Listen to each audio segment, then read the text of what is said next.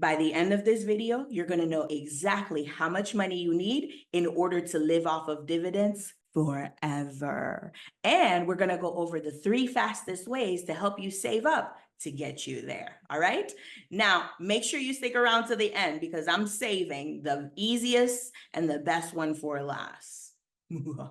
Now, before we get into all of that, right, we need to figure out how much money are we going to need in order to live off of dividends forever. Now, one thing I always tell my clients is that the end is the beginning. So the first thing we must do is calculate exactly how much money we need in order to live comfortably and be financially free. So I invite you to think to yourself, all right?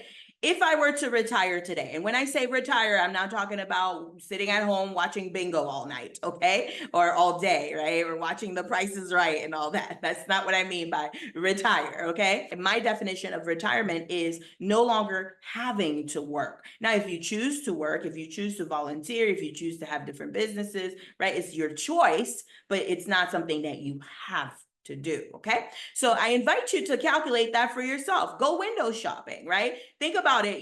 When would you like to retire? Those of you who have children, will the kids still be in the house? Will you have the same commute that you have to go to work, right? Some of the expenses that you have right now, you most likely will not have at retirement, okay? So I invite you to think about that. Or maybe there are some expenses that you want to have at retirement. And then there's also expenses around medical things, right? Because as we start to age, we have to take care of our health. And that is usually a higher expense around older ages, right? And some of you are like, yeah, I'm trying to retire at 40, or I'm trying to retire at 35, or I'm trying to retire at 50, right?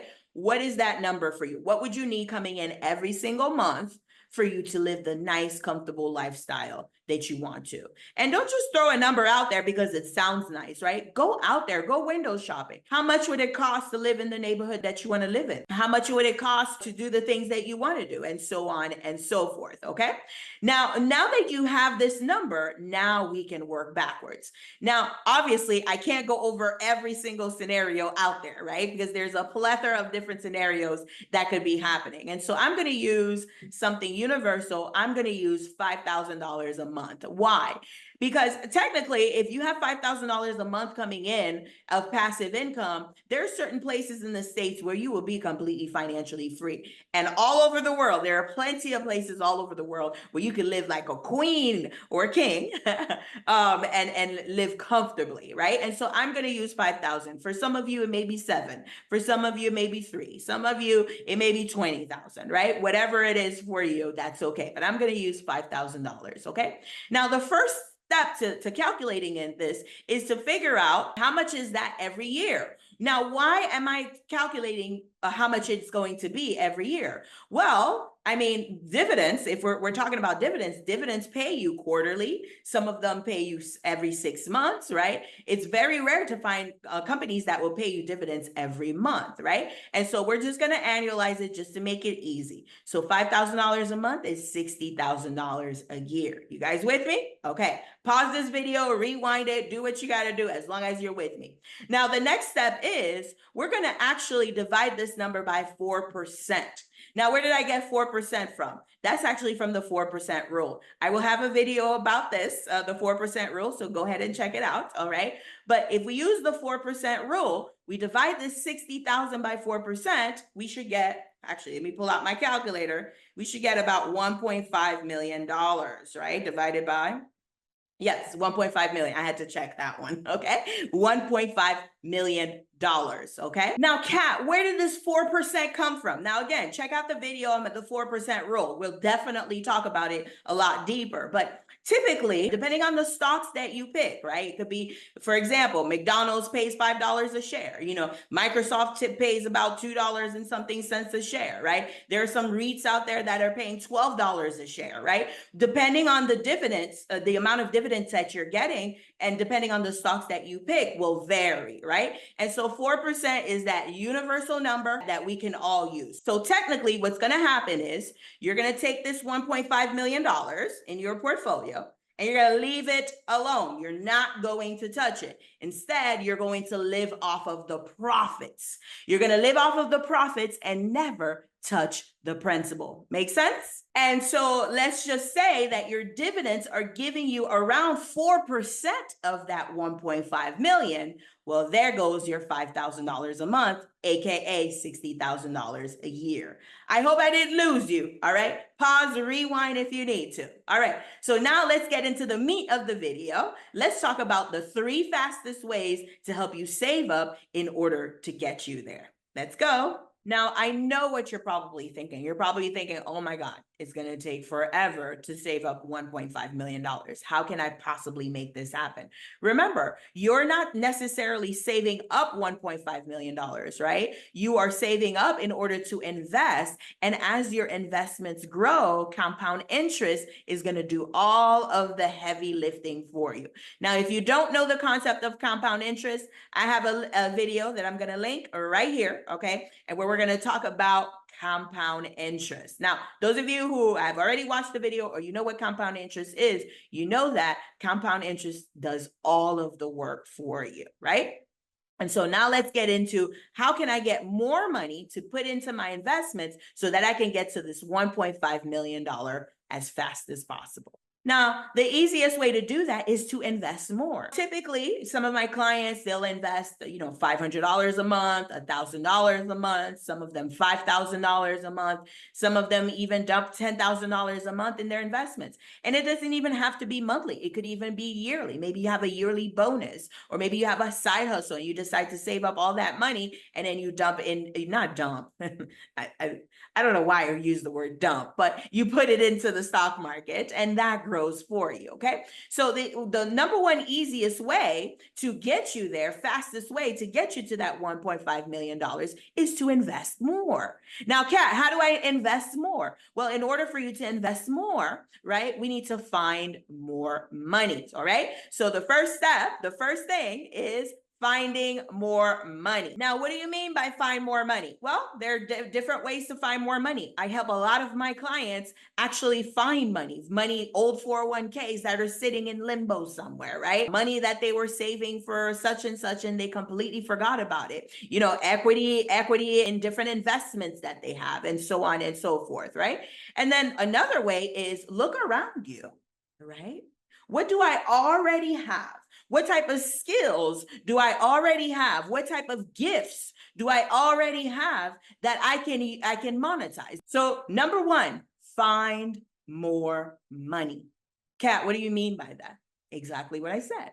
Find more money. Now, how do I find more money? Now, there are many different ways to find more money. One of the easiest ways is to look around you. What do I already have? No, you don't need to go get a new certification. You don't need to go and learn something new. You don't need to go back to school for 4 or 5 years, right? You don't need all that. You want to ask yourself, what do I already have around me? All right.